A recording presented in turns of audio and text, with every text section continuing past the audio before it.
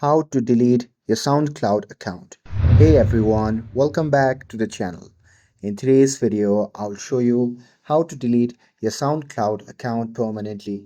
So now without further ado, let's get started. So first thing first, open the SoundCloud app on your phone and make sure that you're logged in to your account. And now here, once you're inside the app, just tap on the library icon which can be seen in the bottom right side of the screen. And once you tap on it, you'll be prompted to the library section. Now here, once you are on the library section, just tap on the gear icon shown in the top right side of the screen. And once you tap on it, you'll be prompted to the settings section.